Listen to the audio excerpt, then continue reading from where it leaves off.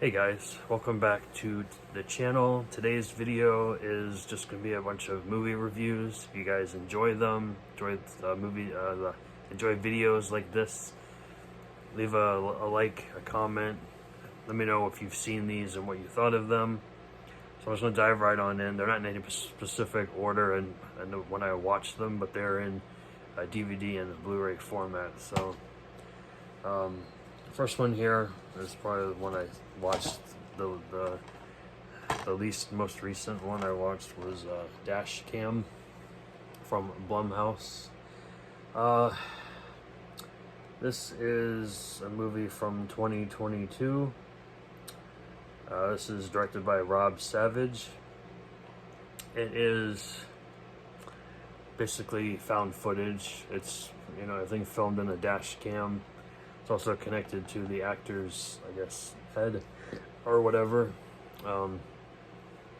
So basically, this is basically the start of the pandemic. Everyone's got to wear the masks and everything. And this one lady she plays herself, Annie Hardy. She thinks it's the whole like conspiracy bullshit type thing. If you guys, everyone knows about that stuff. Anyway, I don't want to get into it, but she makes a surprise unwelcome visit to her old bandmate Stretch, stealing his car and taking over his food delivery gig while live streaming outrageous antics for her internet fans. But when she accepts an unusual job, driving a sketchy frail woman to safety, she's entangled within an evil she could not have imagined. Now Annie and Stretch find themselves fighting for their lives against a supernatural creature intent on making Annie its new host. Basically, she has to go pick up food from a restaurant and it's closed, but she's being tricked. She goes in. The lady says, "Oh, we're closed." She's like, "But I was told to pick up an order here." Turns out the lady behind the restaurant wants her to take her sick friend to a hospital or a clinic or something to get checked out, and it just goes downhill from there. What I enjoyed from this movie, I enjoyed all of the effects. I know some of them were CGI, or some of them were not. A lot of gore in here, a lot of blood, but if you guys enjoy gore and blood and special effects, you'll definitely enjoy this. If you guys like found footage, you might enjoy this. I'm kind of in the middle with this movie though, but yeah. Check it out if you want. I don't know if it's streaming anywhere. It might be. I'm not sure. Next up is one I watched recently. That is this disgusting film called Cyst.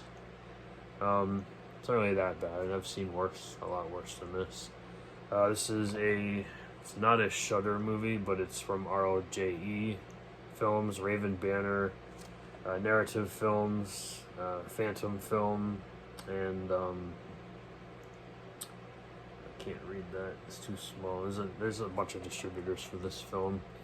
The film itself is only 73 minutes. Well, technically it's only like 65, 66 minutes. And there's a bunch of bloopers at the end of the film. And then there's like a little clip at the end of the credits that it could possibly be a sequel, but you never know.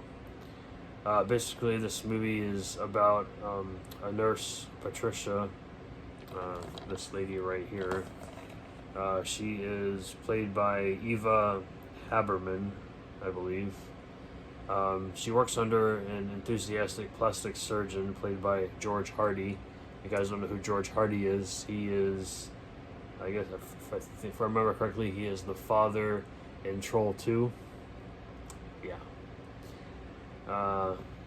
Just remember that when you watch this. But anyway, yes, he's an enthusiastic plastic surgeon who believes he's invented a breakthrough cyst removal machine, and against Patricia's sound advice will stop at nothing to patent it so it can be used for his patients. He has these, I forget what company it is, but he has these people in his practice. They're watching him use it so he could get the patent and things go horribly wrong, and then this one lady has a little creature cyst connected on her shoulder, and she says, get it off, and if you do, I'll patent your machine or whatever. Yeah, it just, this movie is crazy. But again, if you guys like practical effects and just horror comedies, you'll enjoy this film. It says, but when their differences turn into a physical altercation, like I was mentioning, damaging the machine. Yes, the machine gets damaged, and then everything goes to hell in a handbasket, if you will. But it's a fun movie. It's definitely worth a one-time watch, and then you get this nice slipcover that's all embossed with the cyst. It just feels really gross. Alright, so we're stepping aside from horror for a minute. I got this film because Natalia Dyer is in it, and that is a film called Yes, God, Yes. Basically, this is a coming-of-age movie about a Catholic student named Alice, played by Natalia Dyer. She discovers more than she bargained for when she's in an AOL chat, and this guy wants to mess around, if you will. Turns out he has a wife, and he just wants to mess around on the side, and she pretends she's older than she is, and it doesn't really, doesn't show anything really. It just has messages and whatnot. But seeking redemption, she attends a mysterious religious retreat to try to suppress her urges of masturbating, only to come face to face with everything she's been trying so desperately to avoid. Basically, the men and women at the church camp, whatever it is, they're not where they seem to be in real life. And yeah, so it's good for a one-time watch. It's like a coming-of-age movie, but I don't really see myself watching it again. But I didn't recognize anyone else in the film, but it's from Vertical, and this is from 2020, and it was directed by Karen, Maine. Next up is something I thought what it was, but it's really not, but it was still cool. This is, like I showed this in a previous video, this is Ghost Stories. I picked it up at one of my local it's a rental store / bookstore, and they have CDs, DVDs, Blu-rays, vinyl, games, everything for sale, and also like I said, the video rental store. This is actually a part of a TV series from, I want to say it was the 90s or 80s. I can't remember. This particular DVD came out in 2000. It is dated. You can tell by when you watch it. But this is I think this is part 1 of the series. It's just talking to them, just giving you random ghost stories from all over the world. It's not quite like Unsolved Mysteries, but kind of, sort of. But the guy that narrates this is Patrick McNee, this old man right here. He does a good job, but this DVD is only like 45 minutes long, so there is a complete series DVD out there, so I might pick it up down the road. I'm not sure yet. This one I watched recently as well. This is Where the Scary Things Are. This is from 2022, 94 minutes, put out by Lionsgate. This is directed by B. Harrison Smith. Now, I'm not really a big fan of the director. I've seen some of his other projects, and like I said, I'm not a huge fan of his. But this particular movie intrigued me, so I picked it up and give it a watch. There is no Blu-ray of this. It's not bad. So I'll read the synopsis here, and then we'll get into the details. So the horror begins as Ayla and her high school friends discover a hideous semi-human mutant in this abandoned amusement park. They go in there. They're not supposed to be in there, and then security finds out that they're in there, and then they find out that there's a monster inside. So they keep it prisoner while shooting repulsive viral videos with the gang's hunger for likes, driving them to film the beast performing murderous acts. They basically lure whoever they want in there, because if they don't like them, they'll lure them in there, and then the monster will... The monster doesn't eat them, it kind of just like bites the back of their neck and then they die, so it's kind of like cheesy, stupid. And the monster just looks too much like Tarman from Return of the Living Dead. He doesn't speak though, so it's kind of weird. One boy sees that Ayla is using the monster's gruesome violence to settle her own vendettas. He threatens to tell the authorities, but he is too late to save his friends. Not a bad movie. I don't know if I'd watch it again, but it was okay. It was kind of creepy. The next two I recently picked up at a convention I went to. Finally got around to watching Wes Craven's Night Visions. I watched this on Wes Craven's birthday to celebrate and to remember him, since we lost him 7 years ago at the end of the month. Not his best work, but I'm glad I watched it. The two leads in here, Loren Lachlan and James Remar, they play, James Remar plays a cop, and Loren Lachlan plays his partner, his new partner. And she also has these weird visions of this serial killer just striking around town, around the city, killing people with, what was it? He had a pattern. I forget what the pattern was. He had a pattern like around the city. He drew it and whatnot. He was killing random women in different ways, like burning them with cigarettes and whatnot. And the Loren Lachlan's character,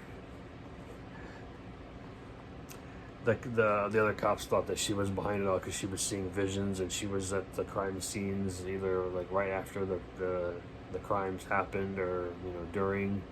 But I'll tell you what, it wasn't her. It's not her. It's someone that she trusts, and it's not James Remar either. So that's all I will say. But this is a good film. I really enjoyed it.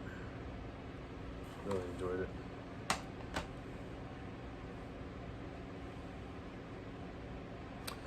This next one had a similar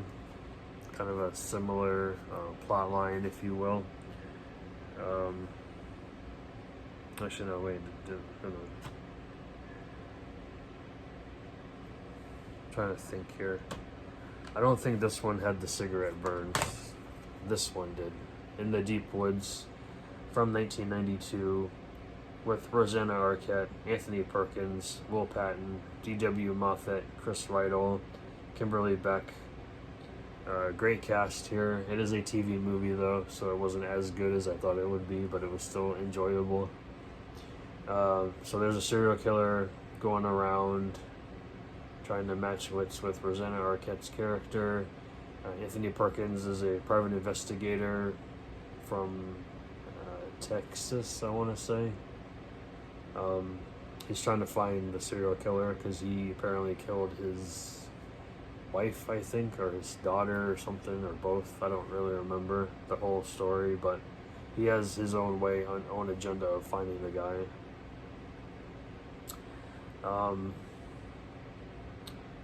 But yeah, Anthony Perkins' character is so strange. Like, of course he played Norman Bates in Psycho, so he has that Psycho type feel to him in this movie, but like I said, he is not the killer.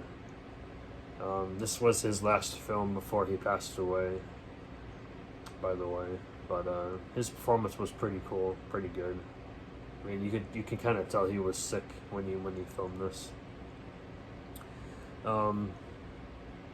Yeah, I recommend you guys check this out. It's nothing spectacular or anything, but it was all right. Next up, I'm gonna go to comedy. I watched this the other morning. Ski School, pretty decent comedy from 1991. Basically, it's about this ski resort.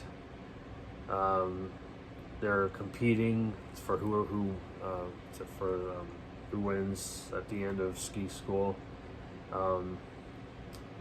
Let's read the synopsis here. It's kind of weird to describe it on my own here. Skiing is a high-stakes game for Reed Janssens, played by Mark Thomas Miller, the preppy, pretentious, and very serious skier who rules the slopes. Yeah, he's kind of a dick. And then there's Dave Marshak, played by Dean Cameron. He was in Summer School, which everyone should watch that one. He's a reckless party animal, but with equally impressive skills on white powder known as snow, not cocaine. Like oil and water, these two do not mix. So it's a fight to the finish as they set out to win the title in the end of season downhill race, which tests their endurance as they battle one another on and off the slopes for this action comedy. Very, very, very funny. Very, at the time, there are a couple kind of cringe moments in this film, if you will, but because it was the time, I suppose. But you also get Darlene Vogel in here, Ava Fabian, and Stuart Fratkin. So, highly recommend you guys watch this one. This is put up by Olive Films. Found it at my local bookstore. Watched this like last week before last. Check out the Bob's Burgers movie. If you guys enjoyed the show, you'll enjoy this. It's like almost 4 episodes worth in length, I think. Excuse me. 102 minutes long. So yeah, about 4-ish episodes, maybe a little bit more. It's a musical comedy mystery adventure. There's a ruptured water main break in front of their restaurant, which blocks their entrance, so they can't get the customers inside. Linda and Bob struggle to keep up with the business, and the kids try to solve a mystery that could save the restaurant. Yeah, it's not terrible. I do enjoy the series more than the movie itself, but yeah, not bad. Quite a few bonus features on here. I didn't watch those though, but those are right there. You guys want to read that? Alright, then everything else here is horror, so if you guys don't like horror, then you can skip these, but I got 5 more here. So we gotta talk about this movie. Blades. This is a Vinegar Syndrome release, 1989. I believe this is a trauma film, originally. It's basically Jaws, but take the shark out and replace it with a killer lawnmower. Yeah, killer lawnmower. And it's going around killing people in a country club. Yeah. It's pretty neat. It's pretty cheesy. It's pretty stupid, but I had fun with this movie. Don't recognize any of the cast in here by name. Directed by Thomas Rondinella. That's how you say his name. You get a commentary track with the director and the writer. There's a making of documentary on here. I did not watch that though. But if you guys like Jaws, you like cheesy movies, check out Blades. Alright, so if you guys like shot on video horror, the next 2 are pretty much that. This one here is kind of a weird mixed bag, if you will, because it is a zombie movie, but it's more of a dramatic piece. It is from 1994, and it is a film called Shatter Dead. Basically, this is about... Alright, let me just synopsis here. When the angel of death impregnates a mortal woman, the dead cease to die, and the world becomes inexplicably populated by morose and disenfranchised zombies whose primary desire is to coexist with the living during the never-ending plight on Earth. Determined to traverse through this dystopian landscape and return home to her boyfriend, the gun-toting Susan, that's her, runs afoul of a carjacking undead religious cult led by a mysterious zealot only known as the Preacher Man. With suicide now a pathway to eternal youth, Susan must grapple with her own morality after discovering that her lover has gone through an ominous transformation of his own in her absence. This is, like I said, it's an interesting watch.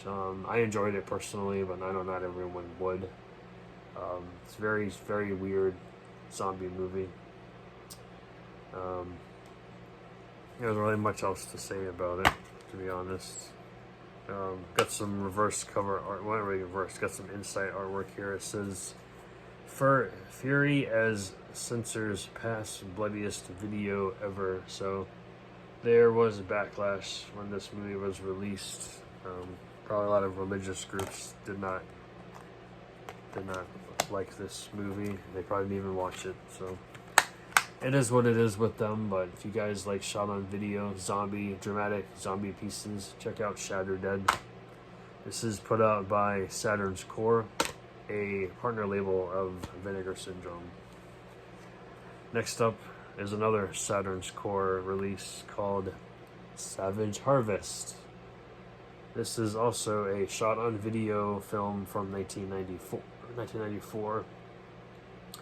This movie is, I don't want to say it's a copy of Evil Dead because it is a little bit different, but it's kind of like the same vibe, if you will. Let's see here. So the synopsis goes as, determined to atone for the suffering brought upon his people during the Trail of Tears, a Cherokee elder engaged in dark magic to summon an ancient demon entity known as Rutlacobe.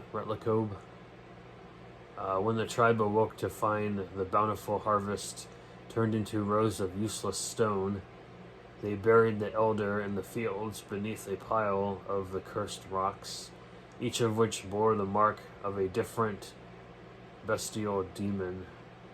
After a flood causes the stones to resurface, 6 teenagers camping on the burial site unsuspectingly unleash the demonic forces. Possession consumes one camper after another, transforming them into animalistic, frenzied killing machines, kind of like zombies. Ferociously feeding on the warm meat of their freshly deceased victims. As the body count grows, only the timid Mickey is left to unlock the riddles left behind by the elders and do battle with the vengeful demon Rutlacobe. Now only bloodshed, violence, and terror grow in these darkened fields, and tonight the harvest begins. So this is a pretty dark film. Like their lighting was off, I think, mostly, but you can still see it. It's just kind of dark in certain scenes. And besides that, Eric Stanze does a great job directing this. His writing was pretty solid, in my opinion. Even the lead actress was pretty cool too. Her, what's her name? Doesn't say on the back here.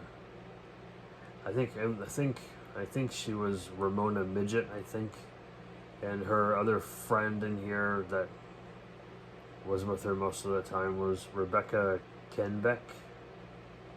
Yeah, those two girls were pretty cool.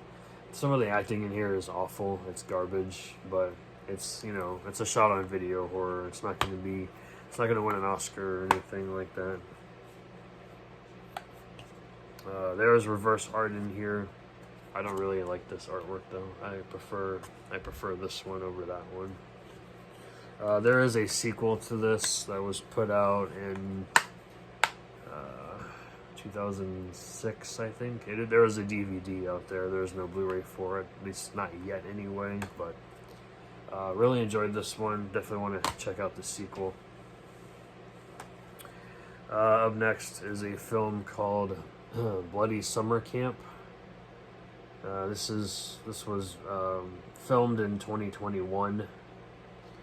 Written and directed by David Kerr. Stars two of probably my favorite horror actors, Dave Sheridan and Felissa Rose. Dave Sheridan played Doofy in Scary Movie, and everyone knows Felissa Rose from Sleepaway Camp and other little projects she's done over the years. But neither one of them play the villain in this film. Dave Sheridan plays the sheriff, and Felissa Rose plays one of the lead campers in this, or camp counselors in this film. The synopsis on here is very short. Counselors at Camp Trustfall are being hunted by someone in a devil mask. Is the camp legend real, or does someone else have an axe to grind? Basically, I'm trying to remember here, the legend is this kid died at camp. Did he drown? No, he didn't drown. Something happened to him. He was killed. I forget how, in an accident or something. But yeah, it's just a legend. It's not. I don't think it's real. But anyway, if you guys watch the movie closely, you'll probably get to know who the killer is. But it's pretty decent. It's a little long though. It's a little over 2 hours long for a slasher. You know, I think this is the extended version. There's a shorter version from what I remember, but I don't have that on here. This is just the extended version. So if you guys want to pick this up, you can get it off of Amazon. It just orders straight directly from Gravitas Ventures when you buy it on Amazon. And my last one here, and I'll probably do about 30 minutes here, is Shawn C. Phillips movie, Amityville Karen. He did this movie with Loren and Francesca, which he's been working with for a while now. This is a horror comedy, so if you guys are looking for something serious, don't watch this. It's not your bag. I enjoyed it personally. Laura Francesca does a great job as playing this really awful bitch, Karen. She goes out to steal a cursed bottle of wine from a struggling local brewery. She finds out that there's a price to pay. The price to pay is far more dangerous than your average hangover. Yeah. She just goes batshit crazy, and yeah. Shawn C. Phillips is actually in this too. He plays one of the barkeeps at the winery, I think is what he does. He's got him and this other guy. But he did a great job too. His acting is on point in this film. He's pretty funny too. But yeah, if you guys want to check it out, I don't know if they still have copies of this online, but you can go to SRScinema.com and you can see if they have this. I know there's a DVD of this coming out in October or September. I can't remember, but yeah, I don't know if the Blu-rays are sold out yet or not, but it came with the poster. I put it inside. It's just the same as the artwork on the cover. But yeah. That's everything for this video, guys. Let me know in the comments if you've seen any of these titles and what you thought of them. And if you're going to pick them up from my review, check them out. Thanks, guys.